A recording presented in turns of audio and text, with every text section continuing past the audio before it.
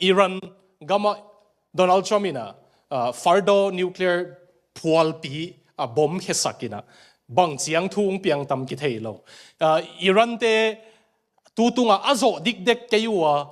onglang pan kik zo dinga a om nge ule a repercussion pen gal pillion piong piang dinga hiya ongki tat hoi mama ding fardo nuclear power plant ki chi pen tool ni le kwa kumina American detective ten Iran ten nuclear bomb ball hi chi a thei khia tu panina ai hang lu ding dan om tak lo ba hang yam chi le suang mual nuaya mel khat 1 mile mel khat to sukin tuan nuaya power plant nuclear ball na ki bola hi man America ten song tool ni le kwa pan fardo a zat ding yat tua mual asu se thei ding yat bom atuam liu le wa bol we bom ngei na hi lo to pen tu nia ki hia hi na asiat tak pi ke ya Iran te a khe wang din to ki thei nge wa Iran a nuclear ball na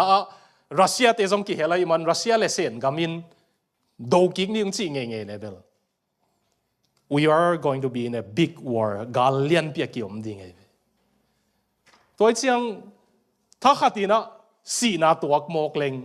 e Australia te bang nunga itui pi kianga China te na a bom te uzat thei ma ding hiam chi firing bom test na ang nei in Australia ten bang ma gen ngam lo e thuk zong thuk ngam lo itui pi sunga ki tai chianga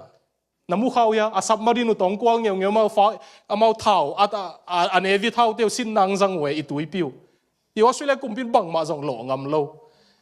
ei to kinai pen Indonesia le sen te hi na e belong kinwai pa ma lam mai thei so if a war is going to happen hang no te and if you're going to die say this year are you cocksure that you'll go to heaven if it's not better get straight with God ma siningin tukum kasi le song van tung ning achi kam lo na omule he pi na to pasien to na kilem king na dingu na zong tang tangun sinong ngen no meng